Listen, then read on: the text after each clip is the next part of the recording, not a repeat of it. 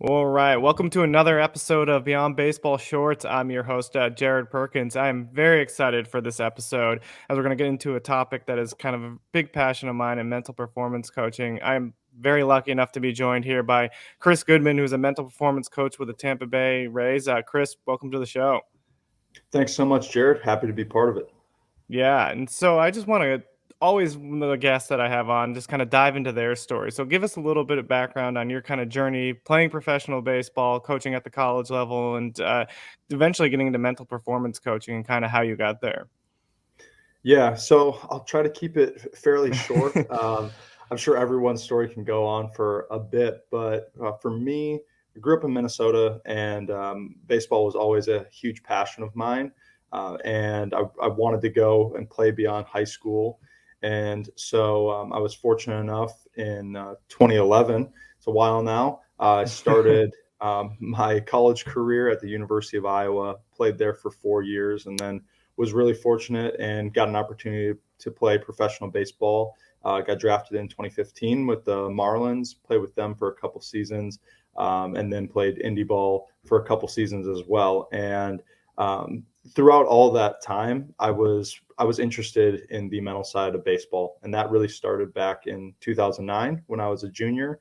And I was really fortunate when I was at Iowa that we had coaches that believed that the mental game was important too. And so we had a mental performance coach come in and work with us my sophomore year. And it was something that I felt really changed my career. It certainly changed how I looked at the game, how I prepared for the game, and how I overall competed. And so that helped me in a big way to play professionally. And then I knew I wanted to get into this. And so once I got done with professional baseball in 2018, I went right to grad school at Minnesota State Mankato, and just started along the way. Had a stop at IMG Academy as for an internship in 2019, and then got hooked on with the Rays really before I even graduated. So a lot of luck involved as well, and just right place, right time. That's awesome, and it's kind of cool to hear your journey and like the importance the mental performance coaching played in your playing career as well. The one thing I really love about the teams embracing mental performance coaching is a lot of times when guys were having struggles, it was always like, okay, what are the physical things that we can change and kind of and try to help them improve instead of focusing, okay, what might be happening in their lives or what might be happening in their head in terms of performance. Can you touch on a little bit about what the role mental performance plays in the development of players, kind of even whether it's at the minor leagues or at the college level? What kind of role does mental performance play in helping those players kind of get to the where they need to be? Yeah, well, I think you hit on a really key point of when guys are struggling, we think, okay, what's the maybe mechanical, the physical thing going on that is inhibiting them from high performance? And I think many times there are mechanical, physical things that are going on. Um, but also, we probably downplay the fact that everything that we do, there's a mental component to it. Hmm. Now, for us, when we have been doing something for so long, it doesn't feel like there's a mental component. We just kind of do it until all of a sudden there's a roadblock for us. So there's always, at least in my opinion, there is always a mental component to it. And it goes to maybe the intent of Yeah. a guy on the mound. It goes to the approach for a guy at the plate, understanding what they're good at, whether you're a pitcher or a hitter, understanding your strengths, and then you can lean into them more. It can go to when you know those things, now you start to look for ways that you can compete at a high level. It can go to where you're at, just like mental state wise. Are you super keyed up? Are you really laid back right now? And where do you perform at your best? And trying to get as consistent as possible. We're not always going to feel really good, particularly in baseball, as we know it's a really long season at the Yeah. professional level. But can you come in as consistent as possible and understand yourself and where you need to get to? Yeah, and I think the one thing that you touched on too. That kind of reminded me of Adam Wainwright when they had him mic'd up in the bullpen, and he talked kind of about That's a how, great video. yeah, how routines are great, but you shouldn't let them become kind of superstitions. You should be able to adapt and change when things might not necessarily happen the same way that they had. And I think that's something key that we kind of don't realize as humans. Sometimes we get like inundated in these routines and we feel like we can't get out of them. Routines are great and they're important to be there, but we have to be able to adapt and change when we need to and when it's necessary. No doubt. I think that was a video that is very popular, of course, and for great reason. I love that there are players out there that are talking more about it, of like how they prepare and the mental side of it, and because now you get more players, minor league players, college, high school, that are interested in it. Like, okay, what's my routine? And there are some great conversations I've had with guys just based off of that. Some players will be like, "Hey, Goody, did you see that video?" And then we start talking about what's the difference between routine and superstition, and Mm, understanding like what can you control ultimately throughout it. And Wainwright says a great thing, like if they said, "Hey, you have only 8 pitches, what are you gonna?" And he's totally fine with it. He'd be like, "Yeah, I could do that." And so I talk with players every now and then about when it comes to your routine, can it be taken away? And if it is yeah. taken away, does it mess with you? And if it messes with you, then it's probably more on the superstitious side. Yeah, and I think that's a great point to hit home. And that's another question that comes to mind as we kind of think about routines is as a mental performance coach, are there different tools and resources that you implement in pregame for players versus in game? Just kind of talk us through kind of some of the differences that might be happening or what you're teaching players or working with players on pregame or in practice versus in game situations and scenarios.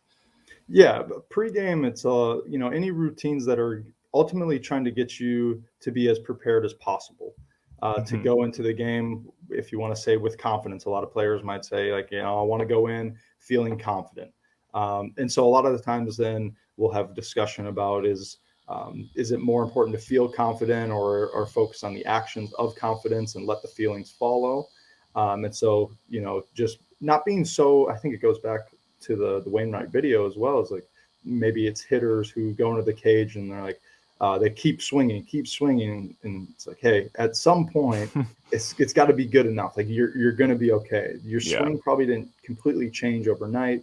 Get back to the basics of you have to be on time, swinging good pitches, and as much as it's like, oh, just do that. Like, no, it's not that easy, but like try to simplify it as much as possible. So whatever the pregame routines are, it's all about the preparation. So sometimes it's visualization.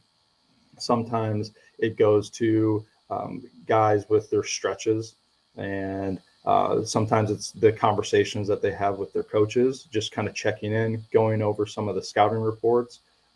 Some guys might journal a little bit and just kind of set daily intentions. So it varies from guy to guy, uh, but ultimately going back to that preparation. And then in game, it's a lot about handling the ups and downs of the game. So sometimes it might be more of like bounce back routines, resilience in a sense. So when inevitably guys get out or they have maybe a rough outing or a rough batter that they're facing, is how are they able to move on quickly to the Mm, next pitch. So there's conversations, and these conversations many times happen, before the game, throughout the season, to implement them in the game. But maybe it is about, okay, when attaching something physical to the mental side, when a hitter is frustrated after an at bat, keeps his batting gloves on until he's ready to move on, and when he takes them off, that's symbolizing that he's actually moving on. yeah. So finding little things like that for individual players.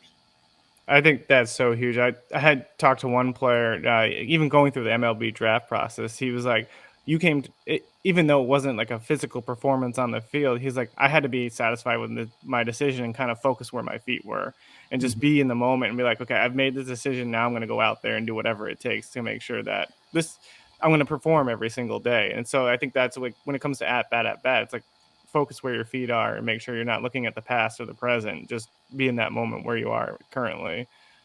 For sure, and I think that's such a it's it's so important. It's also so difficult, and I think that's one of the things Yeah. I definitely try to stress to players and coaches is that we we can say these things, and it's another thing to do them. Yeah. It's really difficult, and I think for me, I always try to remember how hard the game is, and try to connect with that pretty much daily.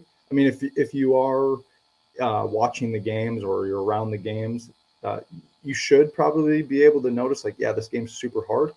Some Hmm. guys make it really easy.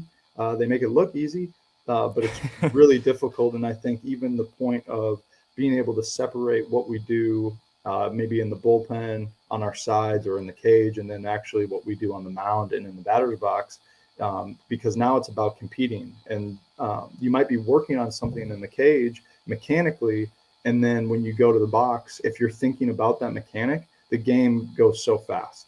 You can't really Yeah. think about, all right, I'm going to push my hands back as I'm coming forward, or I'm walking away from my hands at this Yeah. moment. Like, the ball's past you, or you're not going to get your best swing off. So now finding little ways, maybe it's verbal cues for that player that allow him to focus more on competing in the simplicity of the game. Not that it's going to be easy, but just to slow some things down and make sure Hmm. we are where we need to be. Yeah, and you think about it as a game of failure, the mental side plays such a huge role in making sure these little things are kind of taken care of within each at bat. What would you say? Baseball's harder to kind of embrace the mental performance coaching. More and more teams are starting to have mental performance coaching. Coaches on staff. What are some of the ways that teams do it that have been successful that you kind of see? What are some of the things that need to be in place to make sure that they have a mental performance coaching system that is really taking care of the players at every level? Yeah, well, I certainly can only speak really for myself and my experience with the Rays. Of course, you talk here and there with different mental performance coaches Hmm. and other organizations. I'm sure that sometimes you don't share everything, Yeah, because we are in a competitive field, we're trying to win. But for us, I think that one of the biggest things that leads to success is the, if you want to say, buy-in, or just really the collaboration with other coaches. If the manager or the pitching coach, the hitting coach, the bench coach, if they see the mental side as important, the players see it more as important as well. And so you can, that relationship with the coaches yeah, is huge, because then you're going to get opportunities to be in front of the players more, rather than, sometimes, in my experience, I've been able to work with some really awesome managers, and they will be like, hey, can you meet with the team? Hey, can you meet with these guys? yeah, Just add a little bit of something onto what we're trying to do, because then right there, it's no longer separate. It's just part of what we do. Because I think ultimately, if you ask many people within baseball, they're going to say that the game is really, really mental. Maybe they'll throw yeah, the Yogi Berra comment out there of it's 90% mental and the other yeah, half is physical, right? But the fact is, we know that there's a huge mental component to the game, but a lot of times we don't put it all together. And I think, at least in my experience, is that uh, we have some coaches that do a great job of blending it. yeah. And when you talked about relationships, that makes me think of another topic that comes to mind. I work on mental health care policy full time, and I think one of the questions, and you can dive into this however much you want, that comes up a lot of times is how do you differentiate mental performance coaching from mental health professionals? That's a question that's kind of come up a lot of times, and for me, working on mental health care policy, the one thing I've always thought about is it's a lot of times you're just trying to get people in the door that need help for mental health, and having mental performance coaches who are on the field can develop those relationships and be able to point athletes in the right direction to the help that they need is one way that I look at mental performance coaches playing such a significant role in that aspect. But I didn't know if you had any insights on your end into that question as well. Yeah, I think it starts with outlining what we do and don't do. Hmm. And for Yeah. us, we do that early on. We've done a better job of that this year. A lot of us were new and starting in 2020, and we didn't have a season. But so for us, like, for mental performance, we don't diagnose or treat Yeah. emotional, behavioral, psychological, mental health issues. And getting out in front and saying, like, this is what we don't do. Like, I'm not Yeah. diagnosing you. I'm not going to treat these things of anxiety, depression. Hmm. Like, we have our mental health clinicians that are within our organization, or that we consult out for. So then, okay, that's what we don't do. What do we do? We help our players, our coaches, develop high performance habits through the use of mental skills and, visualization, self talk, some breath work, maybe mindfulness. So just being really, really clear on what it is that we do and do not do, and then referring players to our mental health clinicians Hmm. when there is something. What is important, at least to me, is that when mental performance coaches go through the right academics, the courses of their master's program, we're trained in a sense to notice some of these things, but Yeah. again, not to diagnose. So now when we see something in a player that kind of tips us off, and maybe we're Hmm. looking at some of the things that are more like a presenting issue, and understanding like the intensity, the frequency, the duration of these things, and it's like, okay, I'm going to fill in our mental health Yeah. clinician right away. And so it's I think, when in doubt, make sure that you are referring and getting ahead of it. Yeah. And I love hearing that they put you through the mental education training basically and teach you how to pick up on those signs. Cause that's something we kind of talk about in the mental health care policy field is a lot of times it's trying to figure out how to train people who are going to experience or have to deal with a lot of these situations that come up. So I think that's amazing. Uh, the last question I have, and this is kind of something that we've asked all our guests on the Beyond Baseball podcast, because a lot of what we're trying to do is help players, former players, current players find their identity outside of the game and figure out their passions away from sports. So, if you had any advice for those wanting to get into mental performance coaching, especially former players, what would that be? Oh, wow. I would say reach out to people that are already involved in it. I think for me that was one of the best things that I did. I knew I wanted to do this, but I also really wanted to learn from people who were paving the path before me. So I've tried to reach out to as many mental performance coaches in baseball as I possibly could. I set a goal. It was the fall of my first year in grad school. I set a goal of every other week I wanted to connect with someone. And so what I learned is, like, through LinkedIn, sometimes Twitter messages, that I don't think anyone ever said no. They were like, yeah, Hmm, let's jump on the that's phone, let's awesome. talk. And it just went from there. And I got a decent idea of, okay, how does it go? And also, if you're a former player, you have a lot of experience that you can't go to school for. Yeah. I think that's so important. And if you can relate to players, now you don't have to have played to be able to relate to players well, but if you have played, in particular at a high level, like, I think players and coaches notice that, and that can certainly help. So reach That's out to people, and don't be afraid of them. They might say, I doubt that they say no. I really do. yeah. Yeah, I mean, just developing those relationships is always key. Kris, I can't thank you enough for joining, sharing your story, and just kind of diving into mental performance coaching for all of us. I think it's an important thing as people just dive into player development and learning more about mental performance coaching, and just the important role it helps these players in their development. So I can't thank you enough for joining us. Yeah, thank you so much. I enjoyed it. Could talk about it all day.